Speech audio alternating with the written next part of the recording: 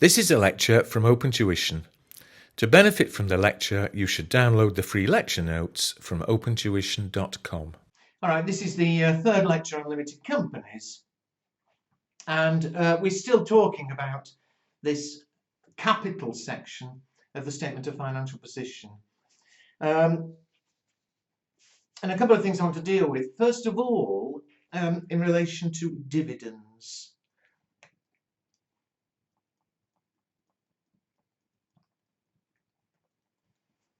So if you're on the next page, because I'm not going to read the whole thing to you, but dividends are like drawings are for a sole trader.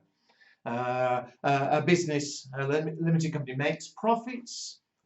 They'll pay some of that to the shareholders. As I say, it's effectively the drawings, but we call it dividends. One big difference, of course, is that whereas with a sole trader, the owner can take whatever they want. It's their business. They say, how much do I want this year? 5,000, 10,000, whatever. With limited companies, when there are lots of owners, the shareholders, you can't have them, one shareholder saying, oh, I want 1,000 this year, and another shareholder saying, I only need 100, and so on. They've all effectively got to get the same, or the same dividends based on the number of shares they've got. And so what happens is that the directors will decide or propose how much dividend will be paid. You know, they'll say, how much profit have we made? Generally, they won't want to pay that all out to shareholders because that means paying out lots of cash. And they want to keep some cash to be able to, buy more machines for the business. So they'll say, we've made 10,000 profit. Ooh, maybe they'll say, let's propose to shareholders that we'll pay a dividend of 2,000. Now, strictly, these shareholders then vote on that. In theory, they could oppose what the directors suggest, although they tend to always agree. But one little problem is, or not problem, but still, clearly, it's not until the end of the year when they know what the profit is that they can actually propose how much dividend they're going to pay.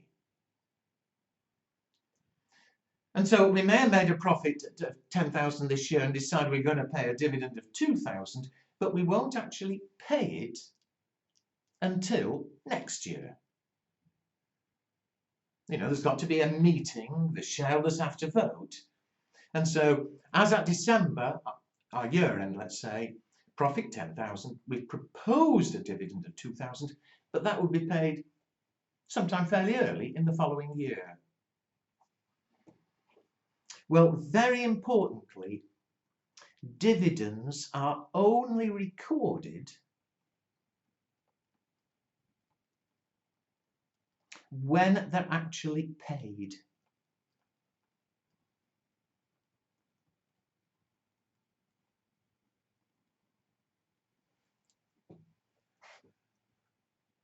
So you'll know that from the last lecture on the statement of financial position, we're showing the retained earnings, the profits less the dividends.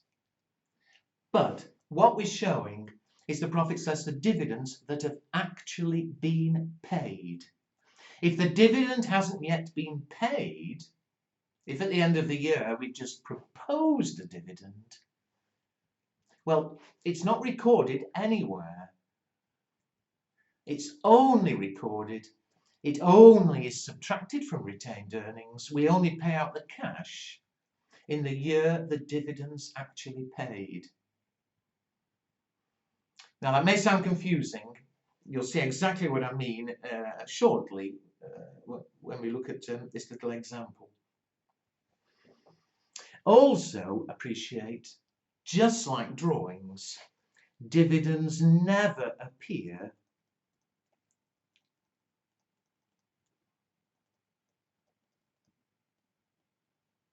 in the statement of profit or loss, just like drawings don't. The only place dividends will appear is when we're calculating the retained earnings. We take the full profits less the full dividends that have been actually paid. And also, I'm not going to write it down, but because we only record dividends when they're paid, if we proposed at the end of this year that we're going to pay a dividend of 2,000, we don't actually show it as owing. We don't show a liability on the statement of financial position because it's not certain. In theory, things might change. Shareholders might vote against it. We only record dividends when they're actually paid.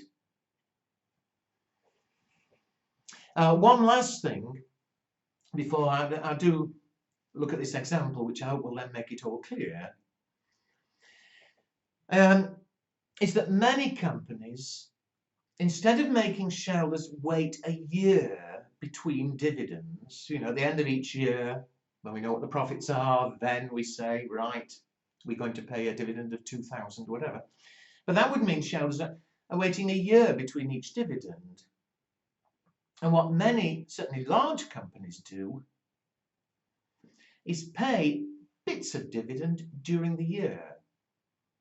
What they might do is after 6 months, they'll look to see, are we doing well, are we doing badly? And they'll say, right, we'll pay a small dividend halfway through the year. At the end of the year, when we know what the profits are, then we'll propose the rest of the dividend. Well, dividends paid during the year we call an interim dividend.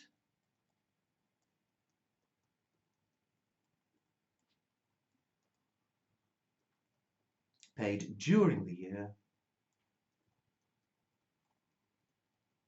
You usually keep that fairly small because, things may go wrong and the profits may not be as high as we expect. But at the end of the year, when they know what the profits are, there'll be a final dividend. It's proposed at the end of the year.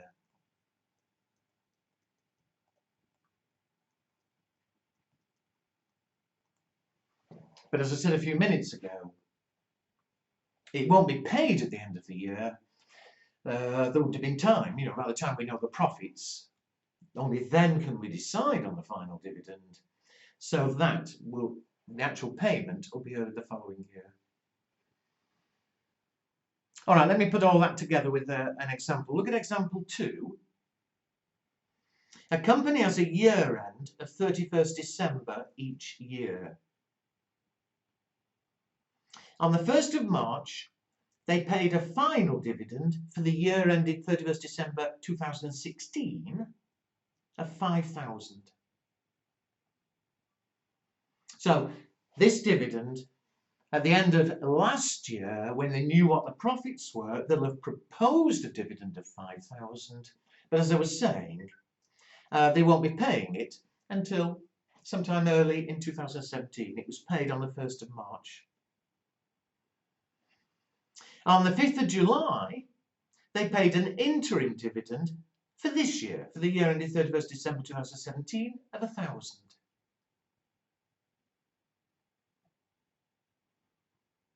And then on the 31st of December 2017, when they know what the profits for the year are, they've proposed a final dividend of 6,000.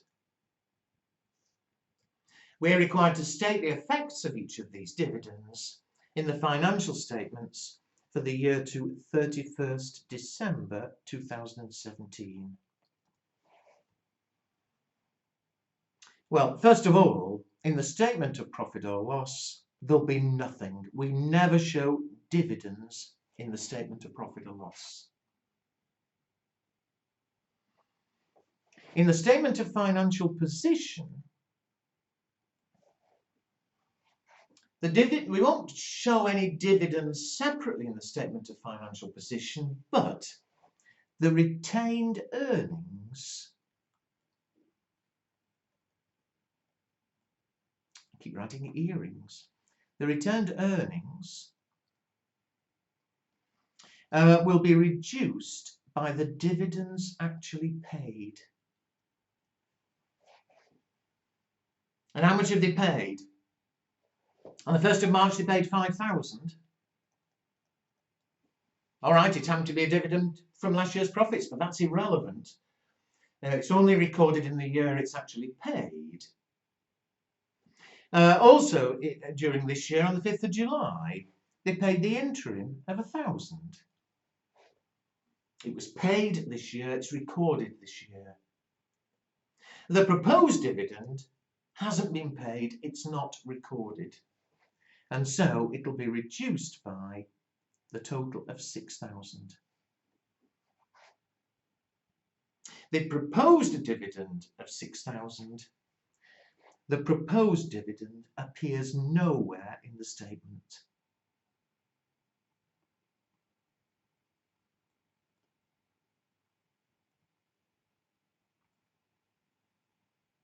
Nowhere.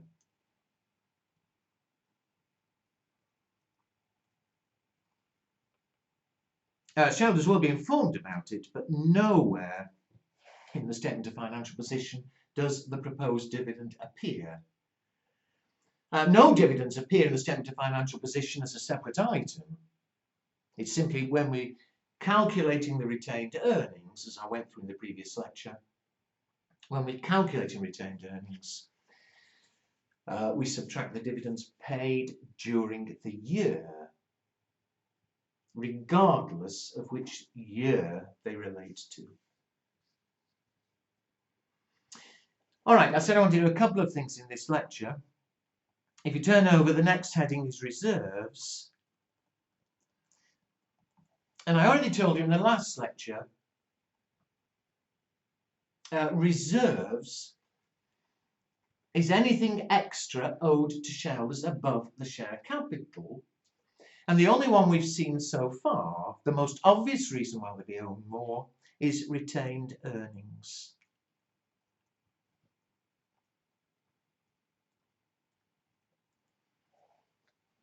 Well, that's also known as a revenue reserve.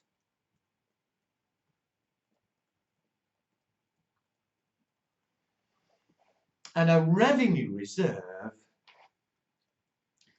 can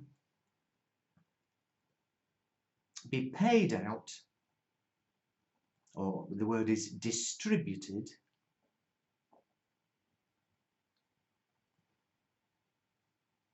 as dividend.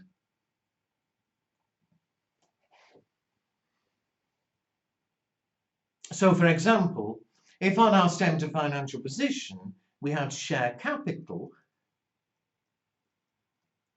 of 20,000 and we had retained earnings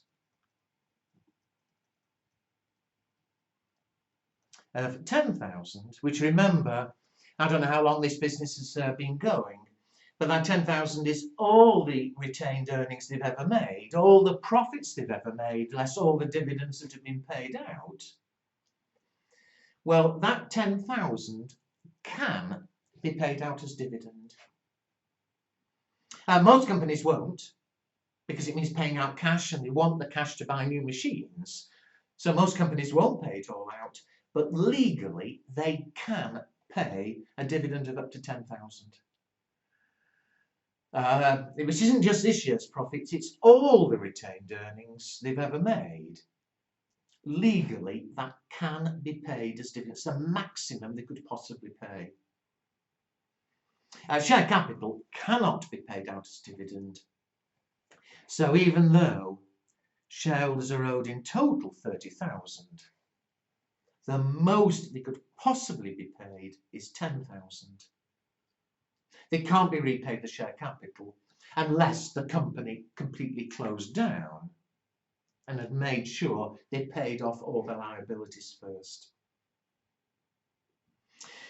Now, I did mention that about reserves before, but I also said there are two other reasons why shareholders might be owed extra above the share capital. And the first one relates to the issue of shares.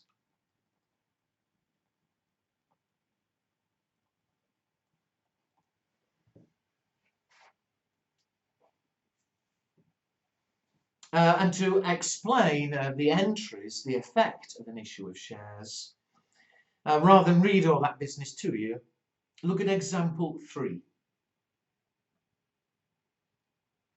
A company is formed on the 1st of January 2015 and issues 10,000 50-cent shares at a price of 50 cents each. Now, two things there. The way it works, we may be forming a company, and I've done some budgets. I think, perhaps we need 5,000 to get the company going, to buy some machines and whatever. So I need 5,000. I've got a group of friends, and I say, right, we need 5,000, and one friend says, oh, I can afford to put 100 in, another friend says I can afford to put 1,000 in, and so on. And so what I've decided to do here is I'm issuing 10,000 shares of 50 cents. And they'll all get a certificate, and the certificate has to have printed on it the value of the shares. And it can be whatever we like. I said I wanted 5,000. Well, 10,000 50-cent shares will give me 5,000. I could have said, oh, they're $1 shares, and issue 5,000 $1 shares, whatever we want. I've decided that we'll have 50 cents printed on them.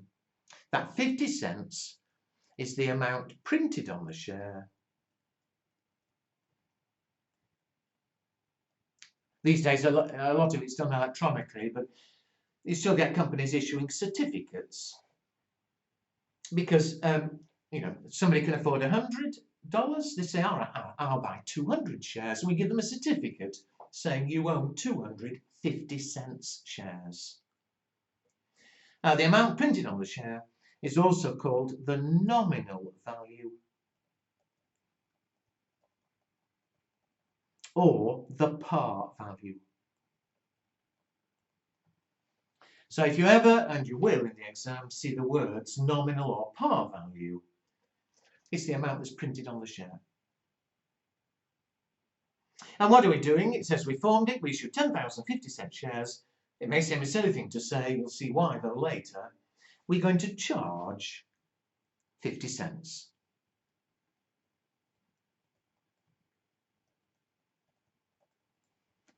Which, as I say, may seem obvious, but you'll see why it's not quite so obvious shortly. So, how much do we receive? 10,000 shares, 50 cents, 5,000. And so the double entry, we simply debit cash 5,000.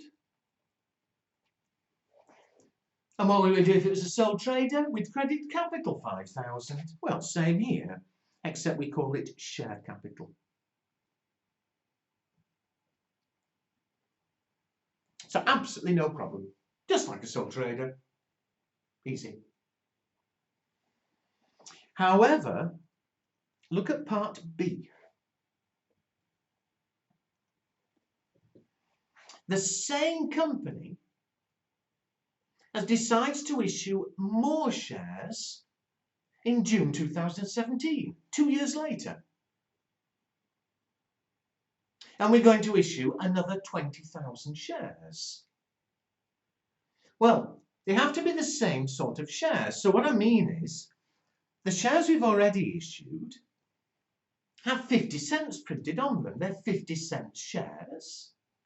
So they're going to issue another 20,000 50 cents shares. However, the first 10,000 were issued when the company was first formed, and we charged 50 cents. The share was paid 50 cents. We're now issuing more shares, but it's 2 years later. And the company's quite likely to have made a lot of profit by then and be a lot bigger. And if the business has grown in value, it would seem only fair that if people want to buy more shares, they should pay a bit more than 50 cents. We can charge what we like for the shares. It can't be less than the amount printed on it. It can't be less than 50 cents. But surely, if the company's bigger, why not get people to pay a bit more? And we charge whatever we like. We charge whatever we think shareholders will pay. And they've decided to issue them at a price of 80 cents each. Now, I'll explain why they may charge more, but you'll be told in the exam what they charge. And I say again, although they must have an amount printed on them, the nominal or par value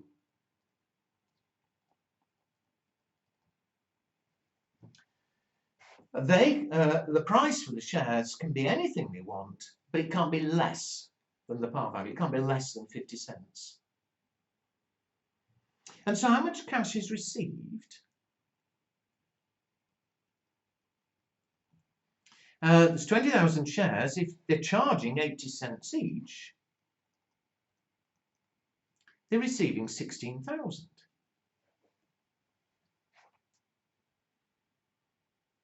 And so fine, we will debit cash 16,000.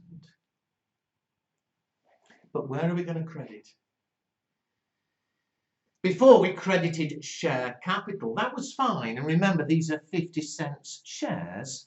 There were 10,000 shares, 50 cents each, 5,000. We've issued more shares. We will credit share capital, but we credit share capital with the nominal value.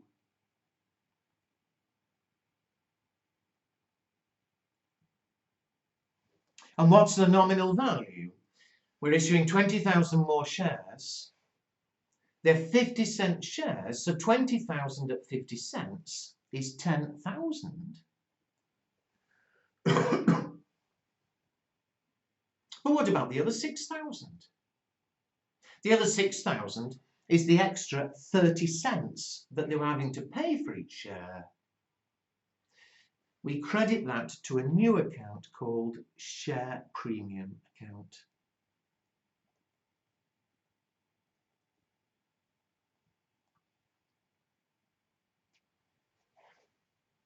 And the share premium, there were 20,000 shares. The premium is the extra of the share price we charge over the nominal value. And so they were charging 80 cents, the nominal value was 50 cents. The premium is the extra 30. 20,000 at 30 is 6,000. And so the double entry does work. We've debited cash 16, we've credited share capital 10, share premium 6, a total of 16. But it has to be kept like that. The share capital account must show the nominal value of the shares, the amount printed on them, and again, they had 10, another 20, they've now 30,000 50-cent shares. 30,000 50 cents is 15,000. Anything extra they've paid for the shares has to be shown separately. It's share premium. And on the statement of financial position,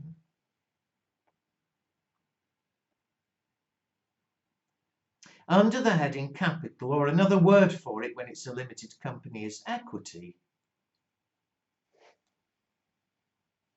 we show the share capital.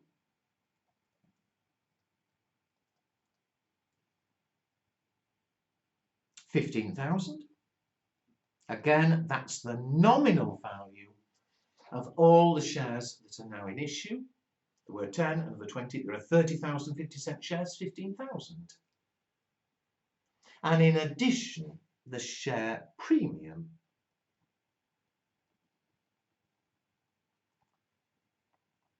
$6,000. So the total owing to shareholders is $21,000.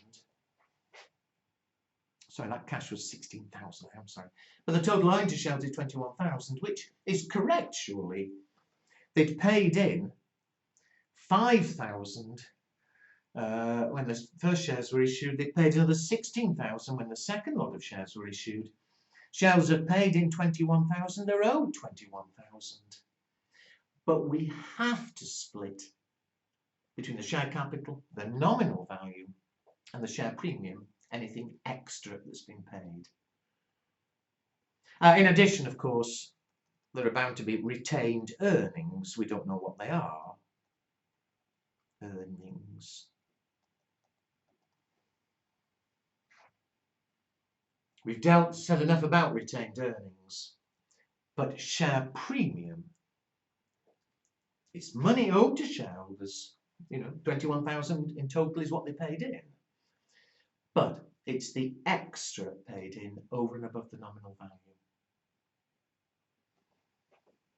And so that's another example of a reserve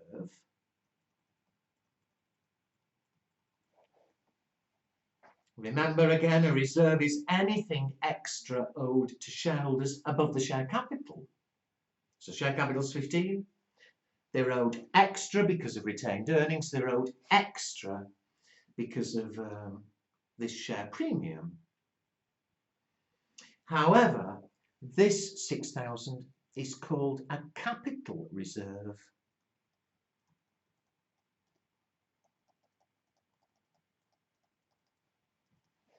A capital reserve cannot be distributed as dividend.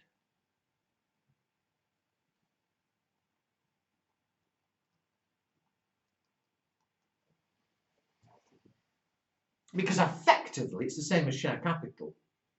Although we're required to show the 15 and the 6 separately, when they bought shares, they paid in 21,000. It's effectively all capital. And so just like share capital, share premium cannot be paid out as dividend. Shareholders can only get that money back if the company completely closes and has paid off all its liabilities. A capital reserve. Retained earnings is a revenue reserve. That's profits earned that can be paid out as dividend.